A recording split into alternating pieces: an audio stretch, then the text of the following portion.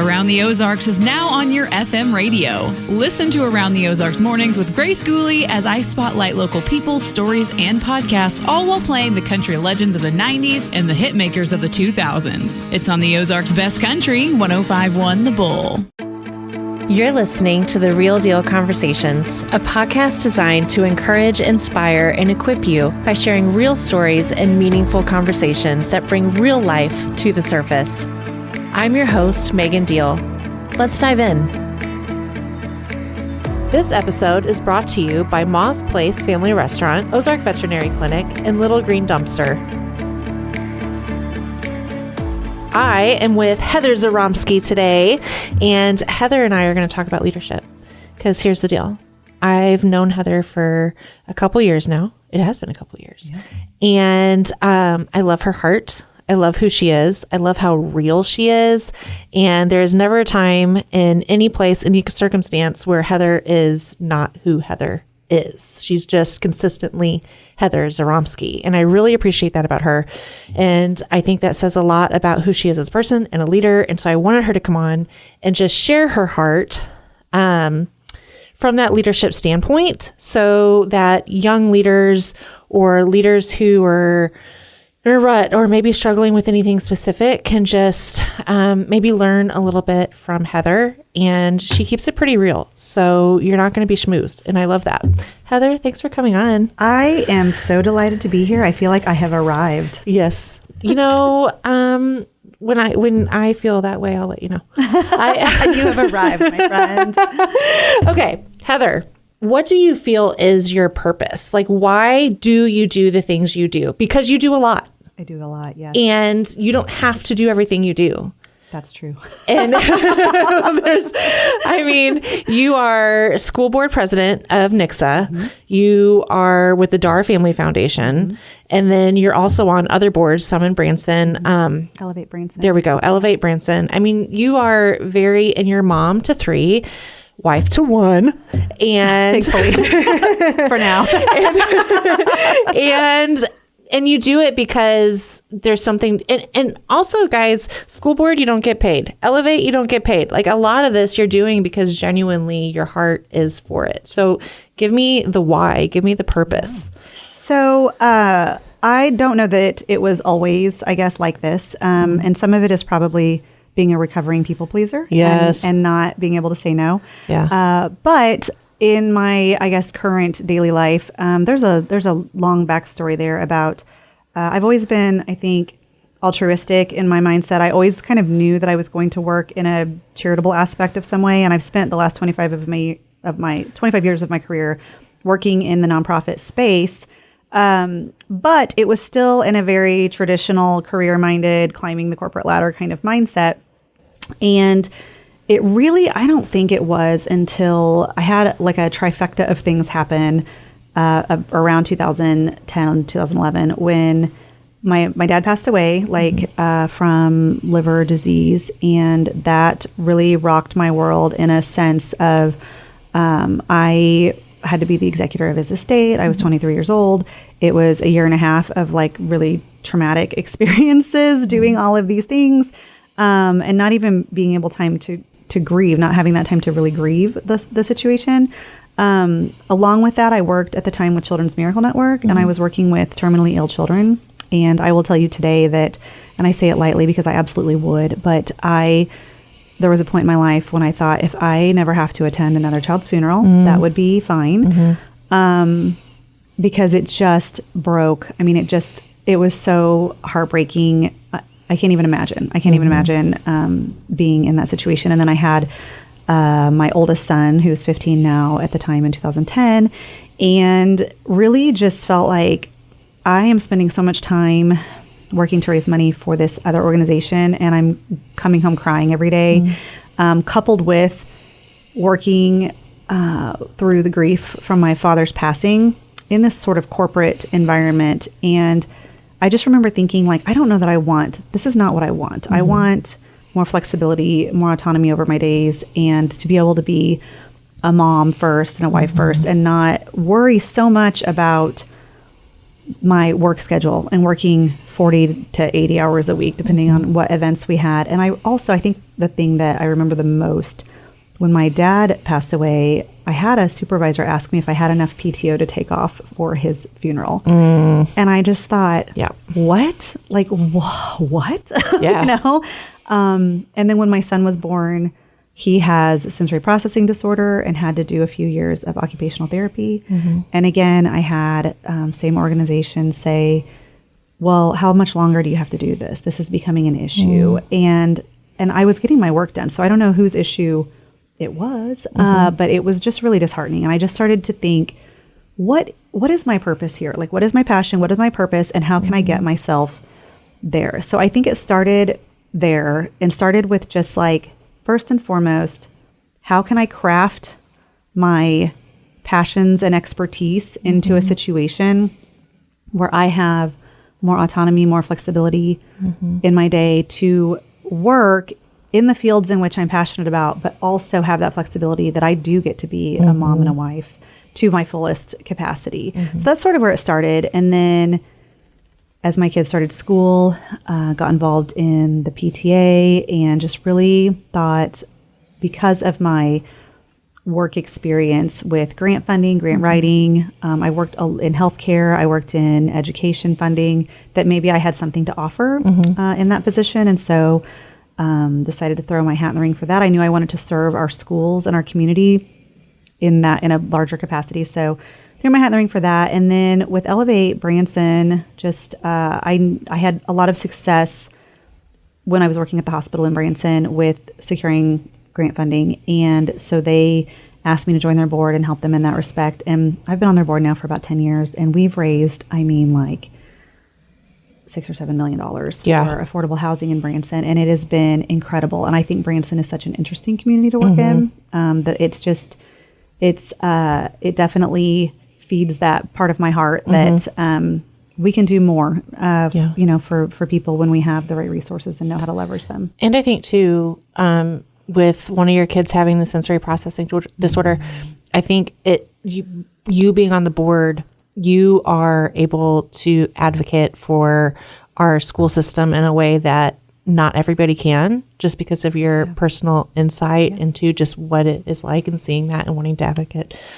And so I think it adds a unique layer that I appreciate. Thanks. Because, my whole thing is like, how do we care for the kids? And that's honestly, when I started thinking about joining the board, we had just gotten into the preschool system in Nixa, and Carter with sensory processing disorder. He also has some significant mental health struggles. And I remember his first year in preschool, he's 4 years old, and things like the recess smelled like the vinegar plant next door, and it bothered him. And there was a buzzing from the vinegar plant, and it bothered him. And when Miss Sherman, his teacher, was gone and he had a substitute, it bothered him.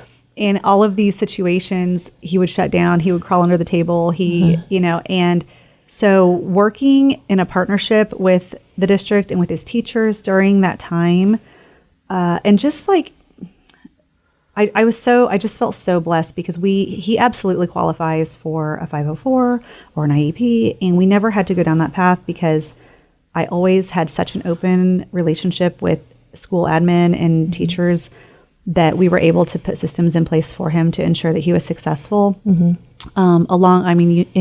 my other two kids are also, I have one that has a Tourette's diagnosis, and I have one that we have eyes on for a dyslexia diagnosis. And so it has been interesting to navigate the 504 system, to just have those open conversations about what we need to look for with this dyslexia potential. And of course, they're not allowed to diagnose, but just knowing what they're seeing so that we can make that decision for him later if we need to get tested and things.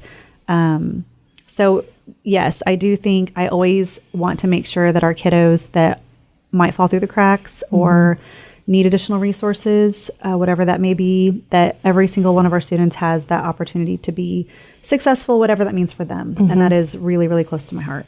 Okay. And we're going to side note, just super, super quick, very short.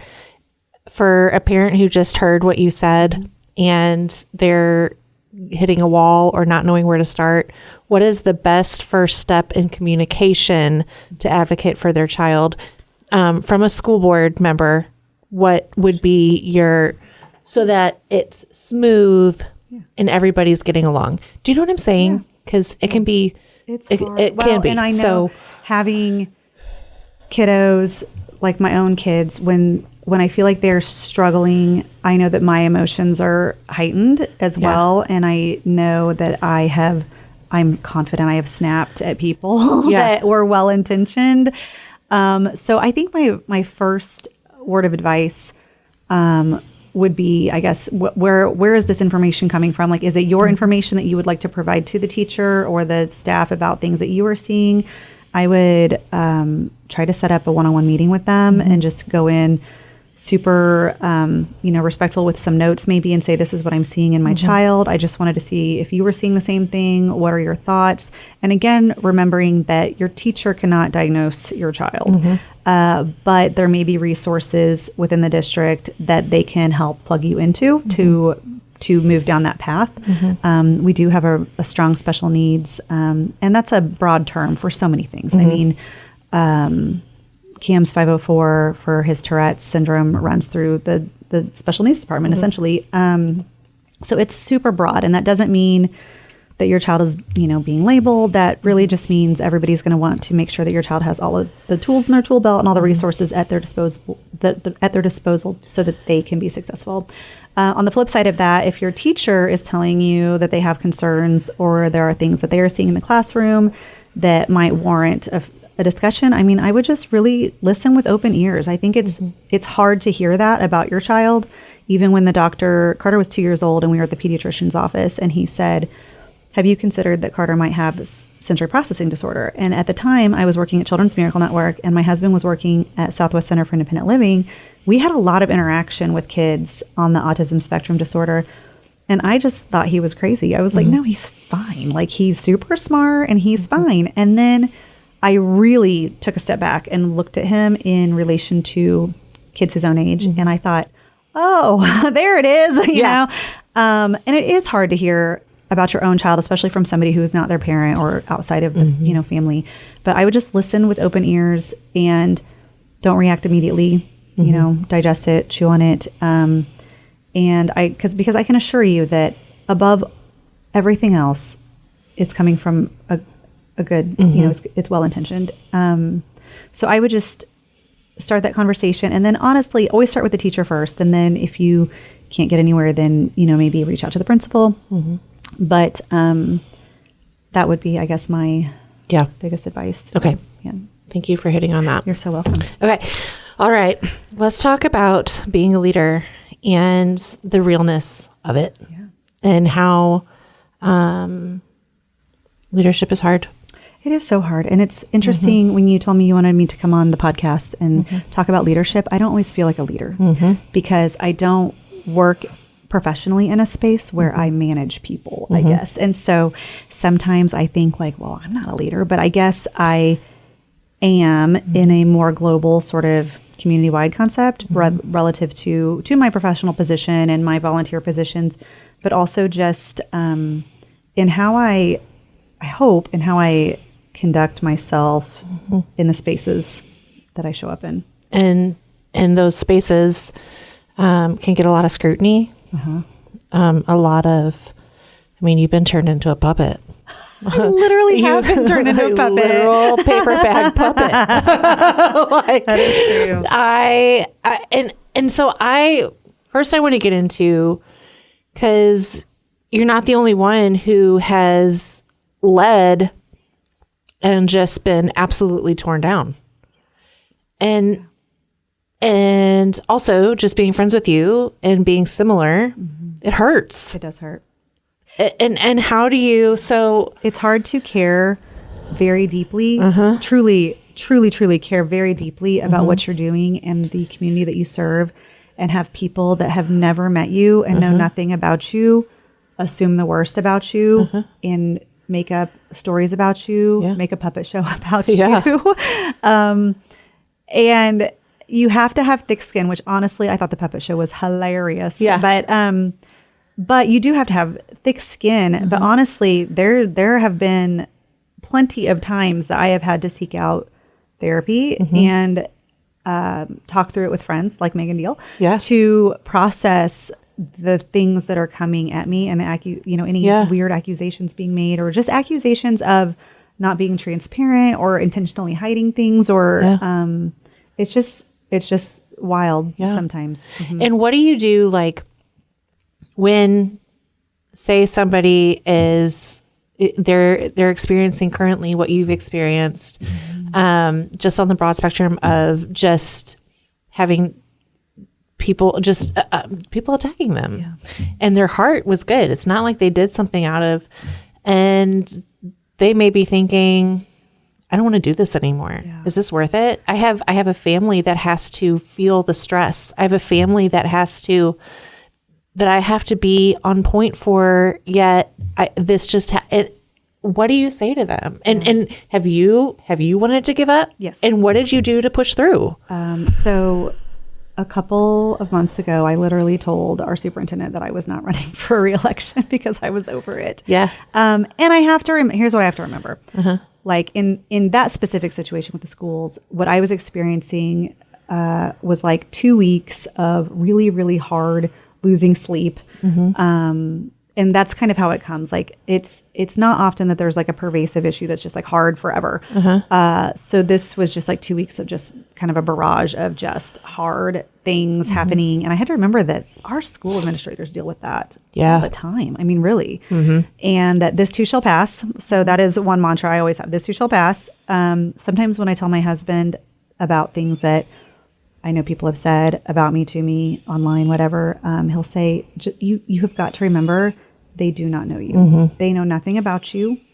And so that's helpful. Just remembering that they don't know they don't know my heart. And then the great Hosey Ballou once said, is it your problem? Fix it.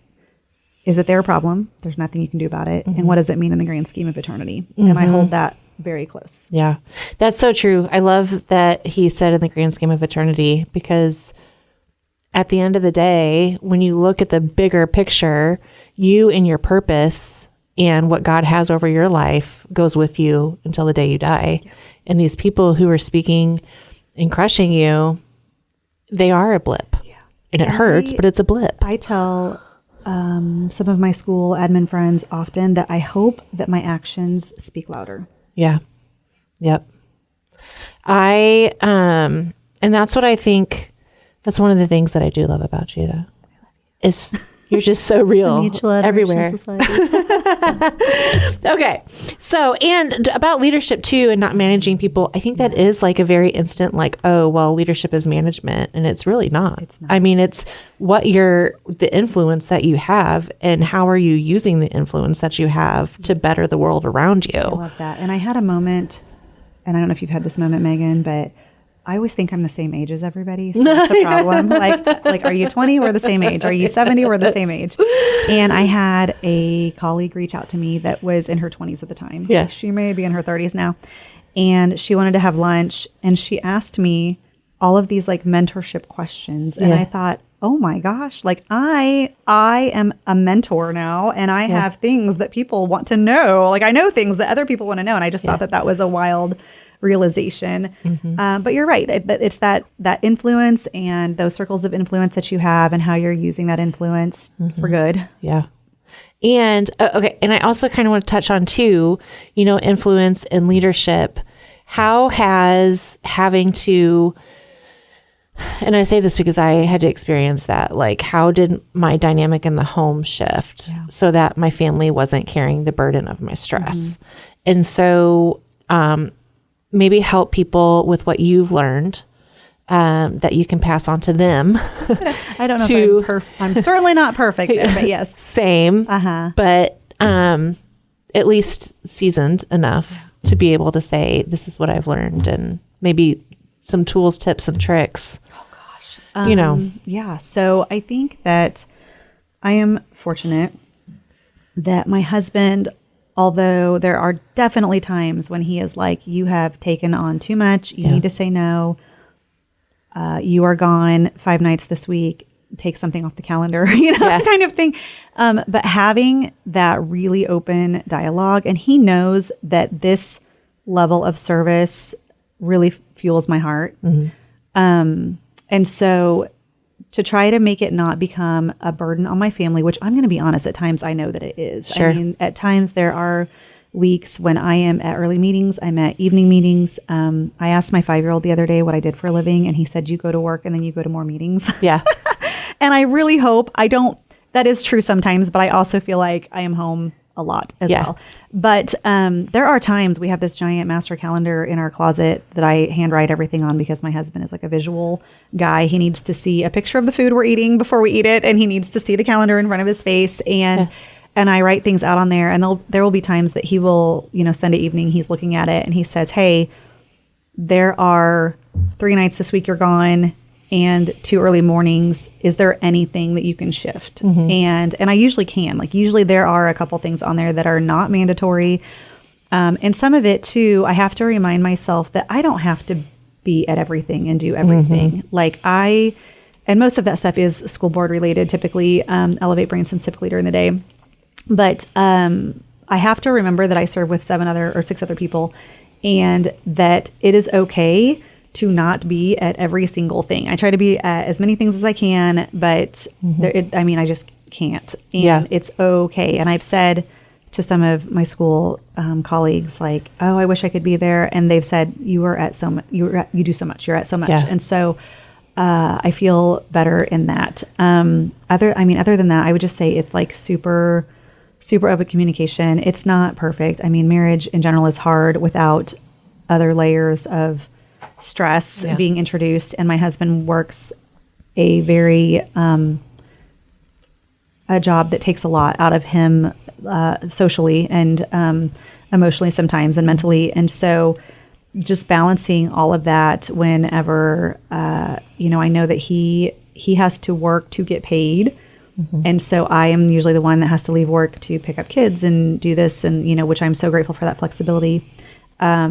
But just trying to do that extra where I can, remember that he has a lot on his plate as well. And also ask him to remember and respect that this also is a big piece of my passion and purpose. And he recognizes that, and our kids recognize that.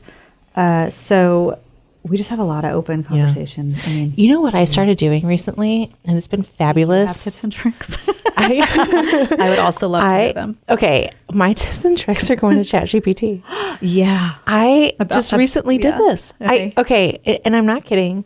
So Daniel and I are very we're both chief mentality, very and so we can do this a lot, butt heads a lot, because we're both chief mentality.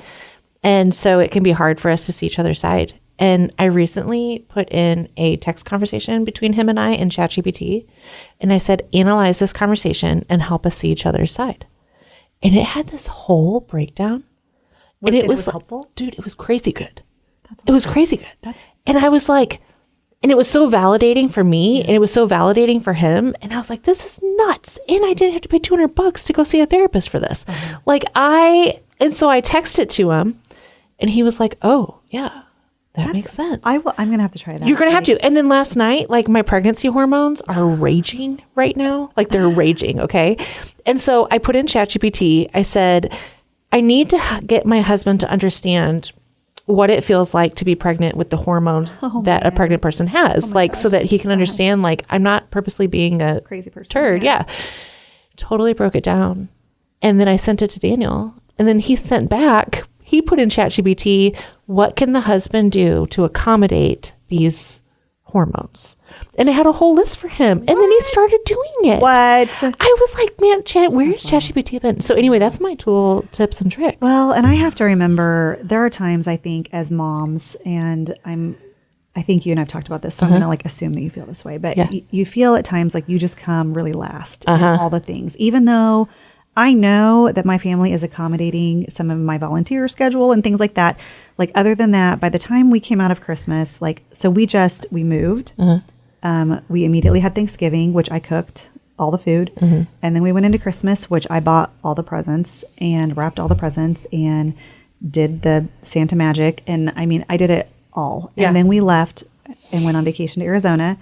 And I packed everybody except for my husband. He's a grown man. But I packed everybody, like scheduled all of the excursions. Like, I mean, I did everything. Yeah.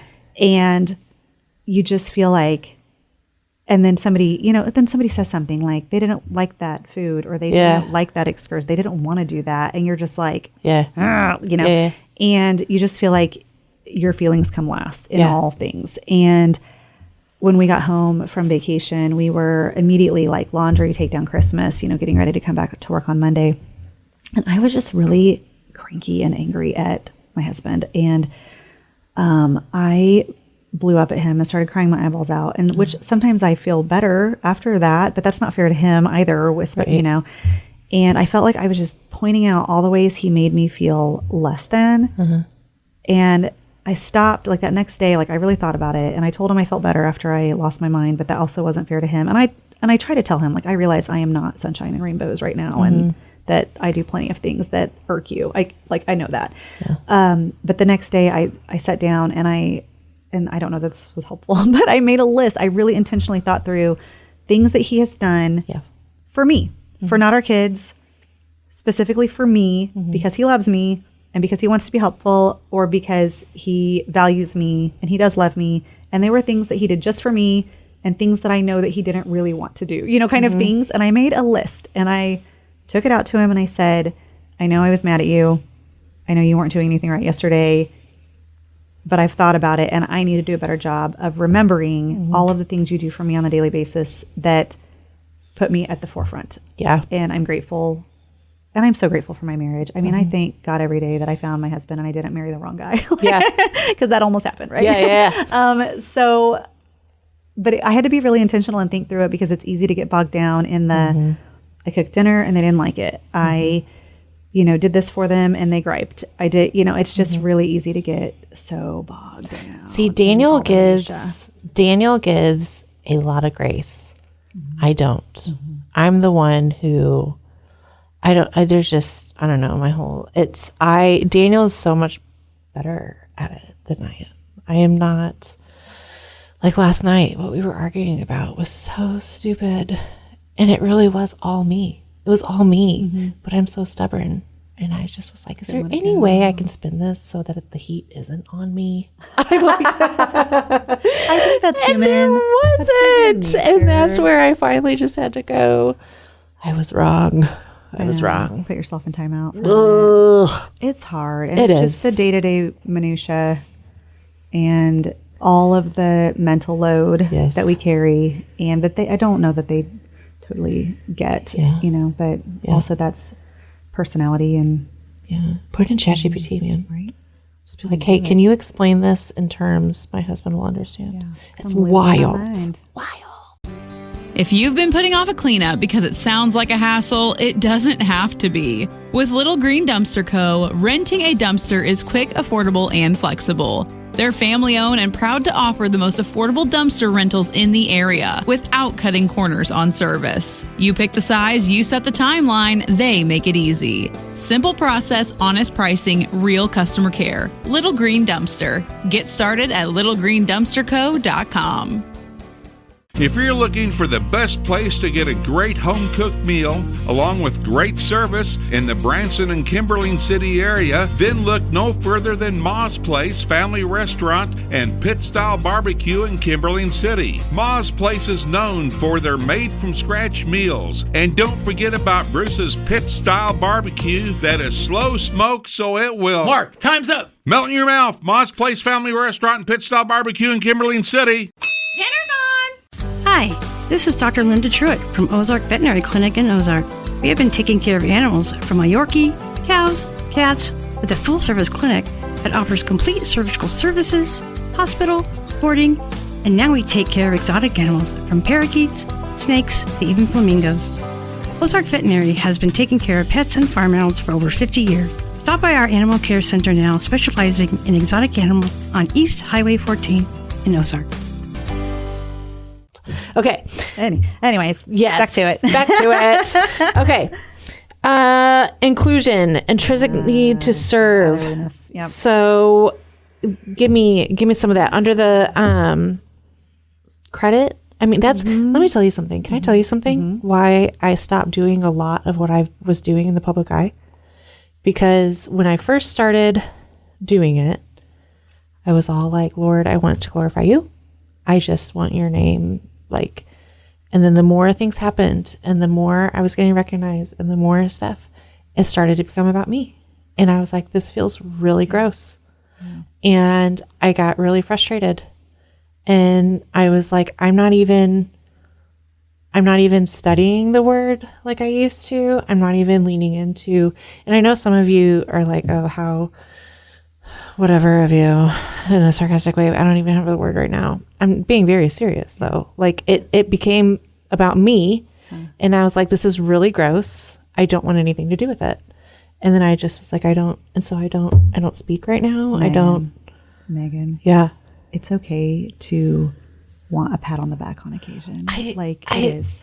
But it felt so like, what's the next thing I can do to keep leveling up? And it started becoming about not what it was intended to be about. And I was just like, this is not. See, you just seem really motivated and driven to me, and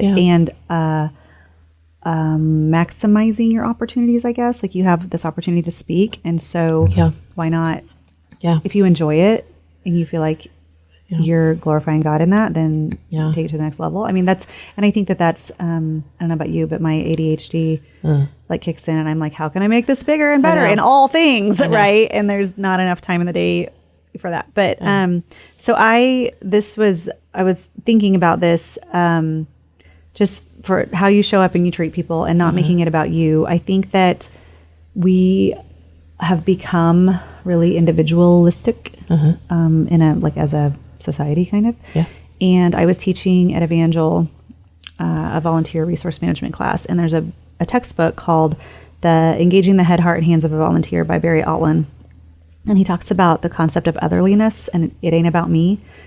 And I love that because I felt like between just being altruistic and having this kind of intrinsic need to serve and do good by others, and I think too that, but also just in your daily life, I like to make sure in my circles, I very much am intentional, and I try to include people that maybe don't feel included. And that can be in friend groups, that can be at work. I try to make sure that I am including people who would love to have community that maybe don't. Yeah. Because it is so, so important. And I want them to know that I'm their friend. And I have a lot of introverted friends, and I tell them all the time, I'll be your extrovert. What do you need? I'll be your extrovert. Yeah. And so just trying to help where I can, include people. And then also just like you talked about that, not making it about you. There have been times that I have been lamenting about something maybe at work or in my volunteer world that I have put like blood, sweat, and tears into, and then I don't get an ounce of credit, or somebody else takes all the credit. And I try not to let that hurt my heart, but it does sometimes. I'm like, man, I really worked hard on that. And I feel like my contributions were significant and a large reason in the success, of whatever was going on. But then when you don't get that pat on the back or any sort of recognition, it can really be disheartening. And then you start to have moments like, why am I doing this? But Jamie Trussell over at Crosslines, one day she was guest lecturing for me at Evangel, and she said, I think it just comes down to, do you want the credit or the magic? And I was like, that's good. And I try to remember that as well. Now, I still would love a pat on the back on occasion, but that's good. And I try to remember that as well. And I am really delighted when, for example, I have a certification in grant writing. I have apparently become like the grants lady in town, and I do a lot of professional development in that space. And I have taught, hundreds of people basic grant writing skills and proofread applications. And I know that some of those have been funded, and they'll reach out and say like, oh my gosh, this was funded. You really polished it up for us. Thank you so much. And I love that. And I will never be my name will never be on that in any capacity other than them saying, hey, thanks, you know, but I love that. I love that if I have a skill that I can transfer to somebody else or put eyes on, you know, whatever, then I just love that. And so, and that's the magic, right? Without some of the credit, but I believe in that wholeheartedly, as if I have the time and talents to help leverage dollars, take us to the next level as a community on a big project, then why wouldn't I do that? Yeah. And I don't think I don't think affirmation and things like that are bad. I want you guys to all hear me correctly. I'm just saying this is my personal belief, okay? When God gives you something, you steward it well. And it should be steward to where it's pointing outward, not inward. And words of affirmation is my love language. That's Nathan Zoromski's love language too, and I'm not very good at it. Dude, it can be my Achilles heel. I'm telling you. Oh, man. And so I just think in leadership in general, if you are doing things and the end goal is the credit, you are going to hit a wall. Yes. You will not flourish. You may flourish for a little bit, but you're eventually going to hit a wall, and it's not going to grow. Like how much credit is enough credit? Yeah, it's not going to grow this beautiful plant. It's going to grow a weed, because credit is not something that we should be in what we're doing for. It should be doing to serve. And that's not it. You don't even have to be in a servant position. Whatever you're doing, doctor, lawyer, whatever, it should be for outward, not inward. Yes. And I just got to a place where I felt like it was becoming more inward than outward. And I thought, I'm not stewarding this well. And I need, and I was like, before it gets any further, I need to take a break, and I need to learn how to steward this better, which I don't think is a bad thing. No. You know what I'm saying? I think that's very insightful and self-reflective, which we could all do more of that. Right? So that the people that I influence aren't getting because whatever comes out of our mouth is going to grow into other people. And I don't want poor stewardship to grow into other people. And so I was like, I need a break. Yeah, and that's what it is. So I don't want everybody to be like, well, credit's good. Yeah, words of affirmation is my love language. Okay, people? Like, I'm not saying, just saying there has to be a balance and a stewardship. That's good. Yeah. Okay. So rule 1 of leadership. You got some leadership rules. I like this. I know. Well, I tried to think through really what I think serves my heart well, but also I feel like serves others well. Yeah. Of course. I love that. Yeah. Okay. So rule 1 of leadership, just show up. Just show up. Give me some of that. What is that? So if you commit to something, I truly believe that we make time for what's important to us. And so if you are committing to board service or a volunteer role or whatever, I feel like, honest to God, 90% of the work is just showing up. Just show up in the spaces, listen, learn, be present. And I think that it creates a sense of reliability and trust in you, in your knowledge and your abilities and your expertise, whatever, but also that you're just a reliable person who is going to show up and be stable and do the work, right? And get in the trenches. And so I think really when I boil it down, a lot of times I find myself telling people, just show up. And if you're a new leader and you're not sure how to show up, I would just put a foot in that direction in the spaces in which you would like to show up in. 100%. Whatever that may be. Like if you are considering running for school board, go to a school board meeting. Yeah. Invite a school board member to coffee. Just start showing up in that space. Get involved in the PTA or PTO and just show up. I agree. That's so good. And I like that you said volunteer, because volunteering, it's not just putting a step in that direction, but it's also giving you a feeler for if this is really for you. Absolutely. Without the long-term commitment of, I just realized this isn't for me and now I'm stuck. So that's great. All right. Rule number 2 that you have is give without expectation of anything in return. Yeah. So I think that is huge. And I've been not surprised, but sometimes surprised, I guess, just at how many people I run into that say things like, well, I bought her a baby shower gift and she never sent me a thank you, you know? And I'm like, well, just who cares? Like, I mean, I get it. Like, I get it that we all should be sending thank you notes and like being grateful for people thinking of us. But really, I always try to give without expectation of anything in return. And I have seen, this is such a random story, but I think about it all the time. Again, I had a friend who was in an abusive relationship. She was married in a very abusive relationship, and I helped her leave. She called me one night, like scared, and I helped her leave. And I knew, like statistically speaking, if you've ever worked with domestic violence victims, that she would go back at least once, if not more, right? And so I was not surprised to learn that a couple days later she had gone home. Yeah.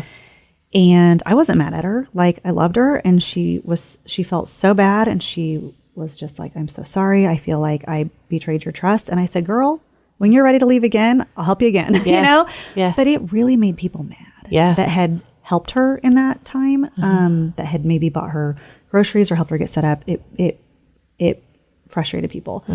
And I was like, listen, we showed her the possibility. We loved her. Yeah.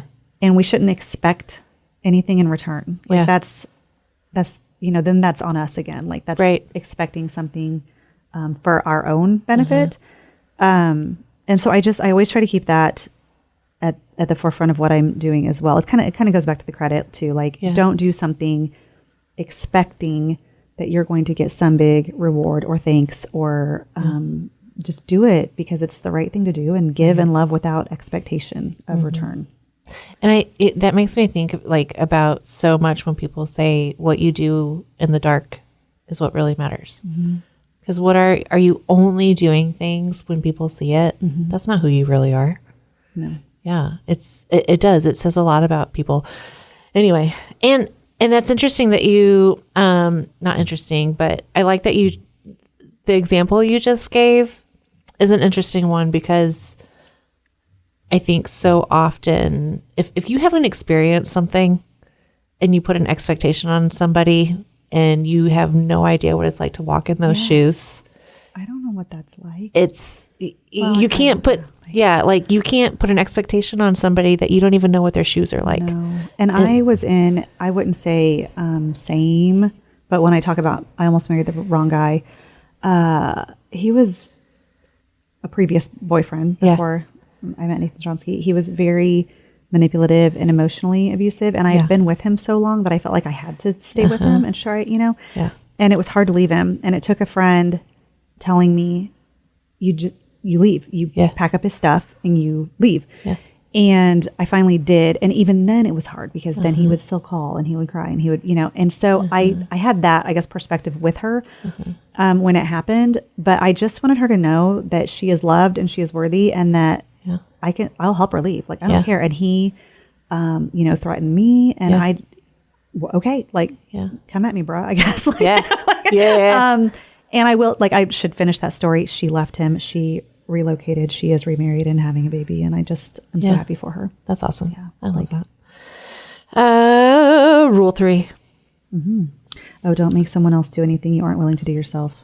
So true. Girl, it is one of my mantras. Like, if I am going to ask somebody to do something and I am not willing to do it, it's almost like a itch. I can't even get it out. Yeah. I was talking to a colleague in Buffalo. I work on some economic development kind of work all over. But a colleague of mine in Dallas County, she used to work for a huge corporation, and she is super involved in Dallas County. And she said that one year at the county fair, she was scrubbing bathrooms because the complaint they always got was that the bathrooms at the fairgrounds were disgusting. Yeah. And she was down there restocking them, cleaning up after people, and she said that people would stop and say, "Ooh, gross. Why are you doing this?" And she said, "I've got 2 good hands and 2, and I thought, I just love that, because, and I think about that even in Nixa with Whitney and Sucker Days in the Trash. Have you heard about that? No. Okay. You should ask Whitney about the Sucker Days trash. Okay. Apparently it is horrendously awful, and nobody ever wants to help with it. And I'm out of town most years on Sucker Days, but I would absolutely help with trash. I'd put on my rubber boots and my raincoat, and I'd go out there and, help in the disgusting, sloppy trash. Because when you really are invested in your community and you want to do good and make it better, you can't be worried about getting your hands dirty. I mean, you just fill in with what needs to be filled in and do the thing. And I think you and I working in the nonprofit space probably get that really well. You become kind of a jack of all trades and do all the things. But I just also, as a leader, I would never ask somebody to do something that I wasn't willing to do myself. And I don't think people respect people that think they're above. No, I don't. And I think that that's, I mean, if somebody considers you a leader in the community and they see you out there doing that, I mean, again, not about you, but they're going to go, oh, like maybe I could do more. Yeah. And a lot of it is that trickle effect. And that's what, when I've worked in community revitalization and economic development, the biggest piece of advice I've heard is just do something. Yeah. And things will follow. I'm going to give this example, and I've said it on the podcast before, but just in case nobody heard it, I want you to hear it today. Okay. Moses, whenever in Exodus, I always tell people, study Moses. That is like the best person to study on leadership outside of Jesus. Okay. So Moses went from like top being in, Pharaoh's home, adopted in there, royalty. And anyway, he had a series of life events, and each of those life events would teach him something. Okay. The very last thing that he did, before God called him into his leadership position that he had planned for him. Now, whenever you're studying for something, you go with the easy classes and then you work towards the harder classes and then you graduate and go to your profession, right? With me? So Moses has these series of events, and the very last class, if you will, I'm air quoting, he had was shepherding sheep, his father-in-law's sheep. And in biblical times, shepherding sheep was disgusting. I mean, it was disgusting. It would have been like the lowest of the low, dirty, and the humility, the servanthood that you had to gain, and the patience you had to gain from going to this life in Pharaoh's home and being adopted into that family to shepherding sheep and it being disgusting. And it's your father-in-law sheep. It's not even your own dang sheep. It just says that the most important trait of leadership is humility and servanthood. And the hardest, if you think about the class, going through classes in college and the hardest being last, the hardest trait of leadership is humility and servanthood. And I think that's why it's really hard for people to do, because it's not ingrained in us as the easiest thing to do. And people can tell when it's authentic. Yeah.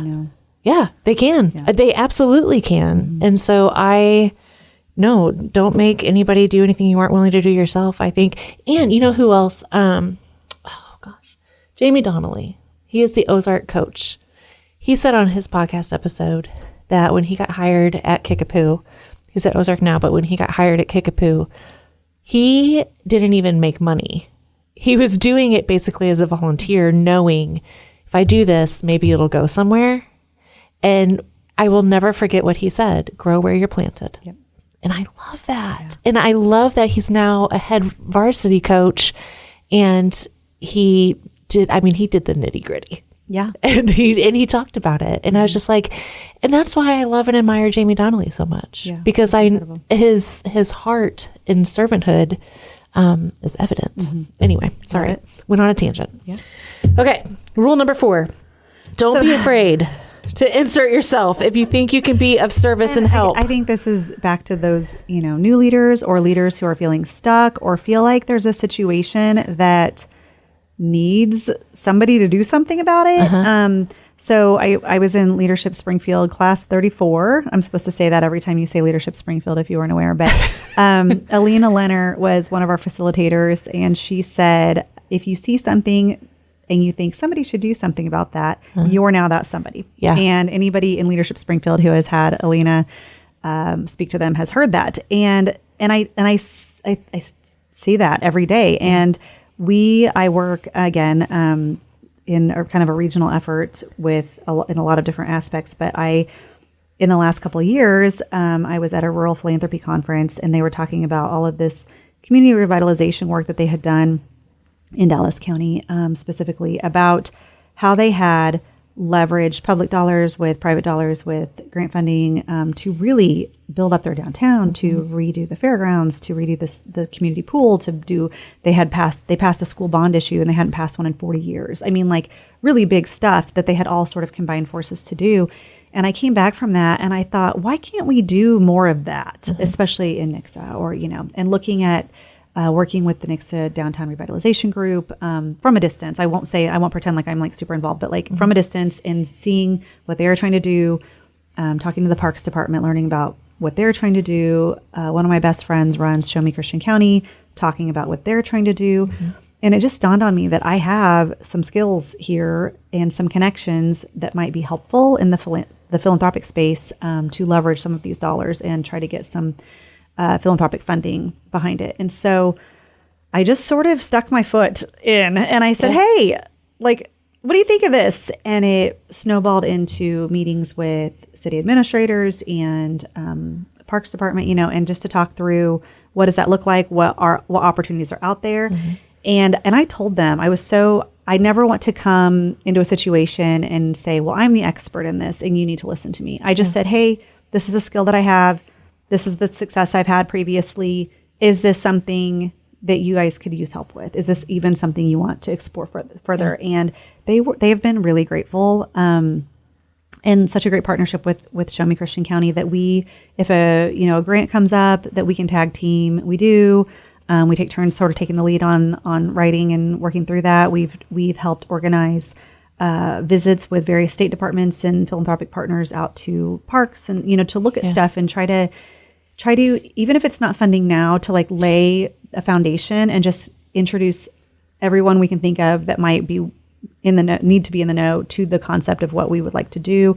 And I didn't have to do that, and that's not, again, not to toot my own horn. And they could have said, no, we don't want your help. In all honesty, they could have.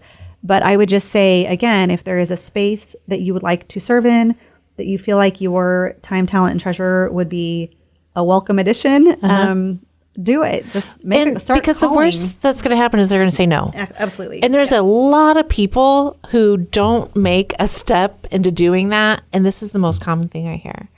Well, I just need like a sign, or because I think that's an insecurity. People are nervous about getting shut down. Yes. They're nervous about annoying not people. doing a good job, And so they go to all these things, and guys, just the worst that they're going to do is say no. Or they continue to gripe. Yeah. And I say that with all the love. But like, if you are sitting at home and griping about something and thinking they should do this, they should do that, why don't they do this?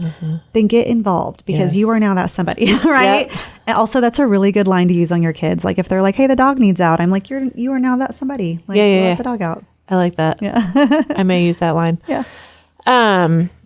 Yeah. And to get, thank you for saying that, because I can think of so many situations where people are just like raging upset. And I'm like, then what are you doing about it other than wasting your energy and my ear space with, you don't even, and here's the other thing too. Being on social media. Yeah. And here's the other thing too.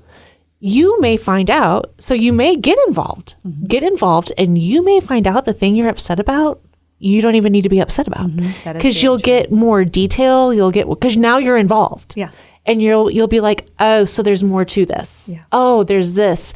And all of a sudden you're now helping. Again, it's that whole outward, not inward thing. Go do something about it to better the community, and griping and coming at things with a negative heart is not going to help.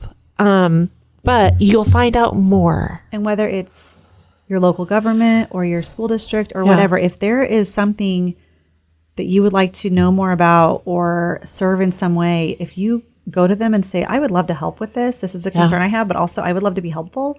There are plenty of ways to get involved and serve. And like you said, like we have had people, that attend a lot of school board functions. They are hypercritical, and then we plug them in to the strategic planning or, another committee. And then they have a better understanding of all of the balls that are in the air at all times, like in the wheels that are turning. And and how complex it really can be. And then they're like, oh, and a lot of times they will say, I just didn't know what I didn't know. Yeah, exactly.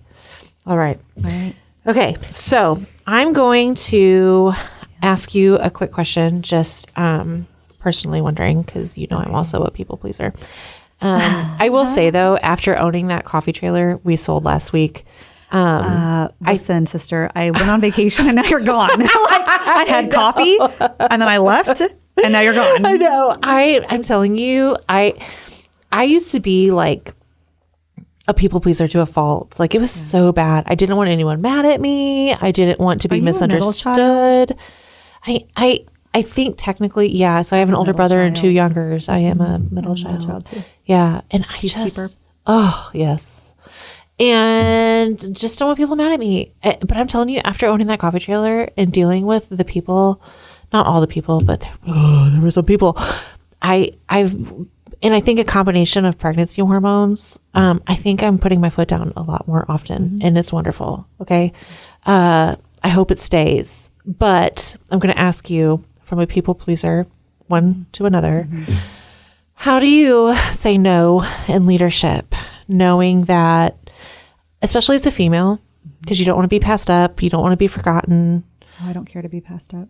See, and you don't like, for the women who are trying to grow in leadership and trying to broaden their space and their influence, but no is healthy. Yeah. No is healthy no matter who you are, man or woman. And how do you say no while being a people pleaser?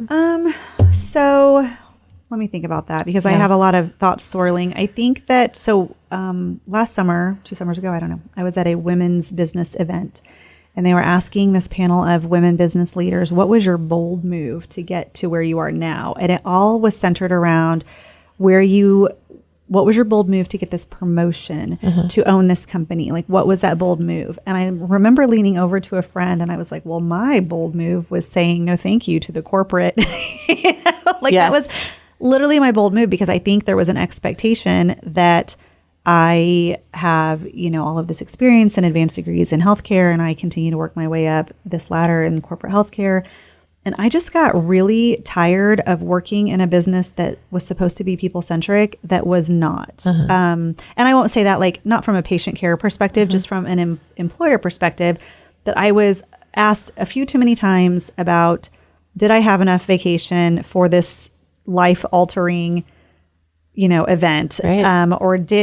Why are you... I had a supervisor one time say I could have a real career if I wasn't so busy playing mom. Oh gosh. I'm not kidding. He said that to my face. And I remember that being a really hard stop for me. Now I won't say that was like the end of my people pleasing, but that was certainly the beginning of, I'm not doing this anymore. Like I'm going to carve my own path out and make myself indispensable in other ways, whether it be that I had thought about consulting and starting my own business, but I needed some, additional experience before I branched out to do that. But I just was like, I'm not doing that. And in my current position, one of the first things I asked one of my board members who interviewed me at the time, I said, what are the expectations around flexibility and things, because if my kids need me or my husband needs me, I'm gonna go. And I'm not going to ask permission. I'm probably just gonna pack up and go. And so having that up front, I always try to be really transparent up front, like just so you know, this is my capacity. Or if I'm asked to serve on a board and I want to, but I know I don't really have time, I try to be very upfront in my capacity to help them.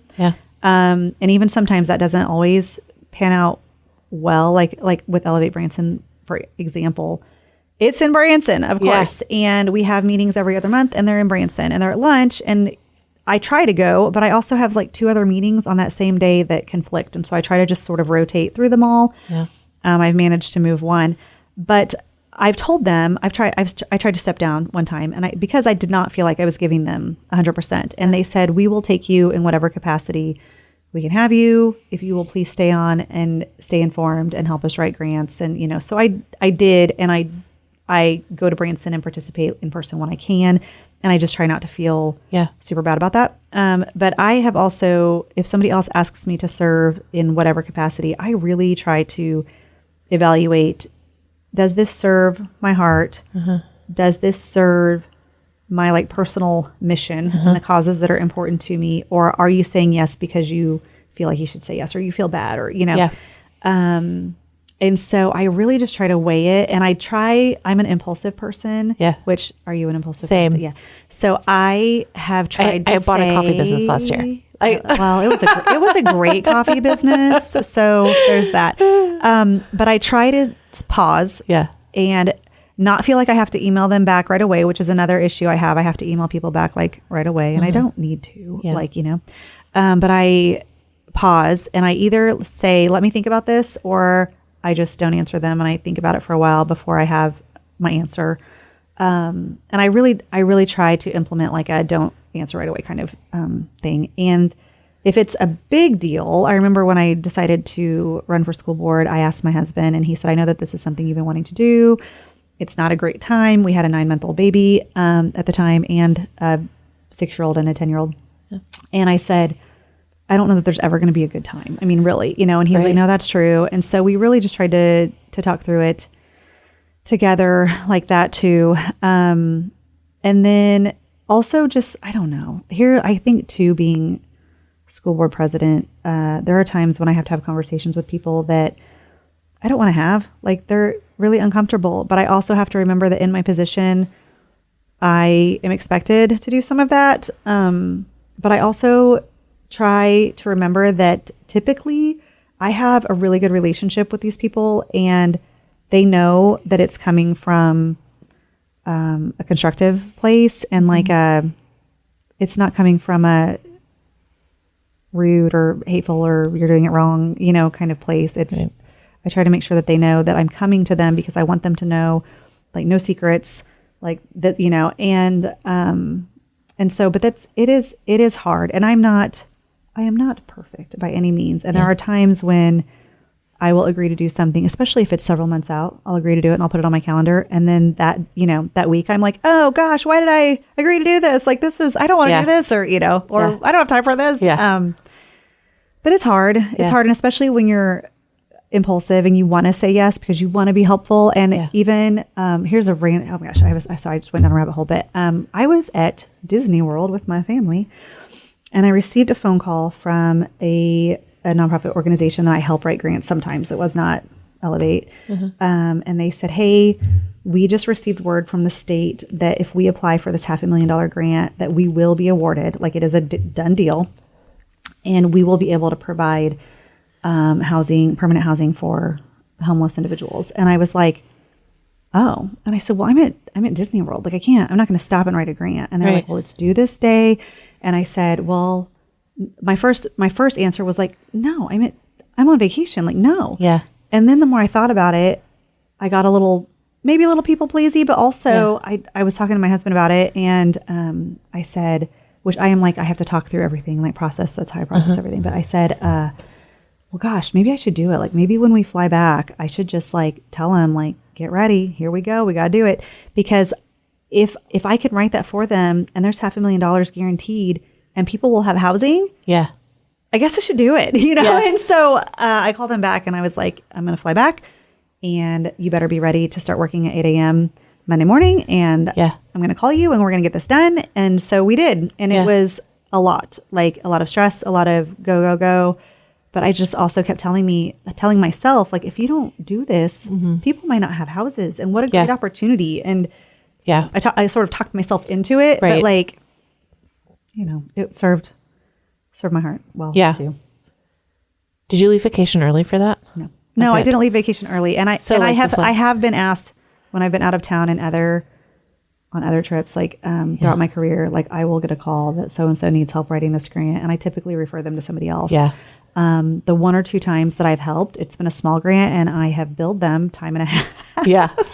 Because you have to have some boundaries. And I hear that a lot from like self-employed people, especially those just starting out, that they feel bad like charging for their services, and they feel bad hounding people to pay them. And that was some of the best advice I also received, is you have to remember that you are a professional in your field, and your time is valuable, and that you should not be taken advantage of either. Yeah. So you have to set those boundaries. And if you need something last minute, you're going to pay for last minute. Yes. Just like whenever you have Yeah, don't HVAC take come out at advantage. 3 a.m., they're going to charge you because it's 3 a.m. Yeah. Yeah. No, totally. Heather, thanks for coming on. I am so delighted. I hope that I said anything at all that was remotely helpful. It was great. It was great. Okay. Heather Zoromski, board president Megan. for NICSA and Dara Family Foundation, and just awesome human being.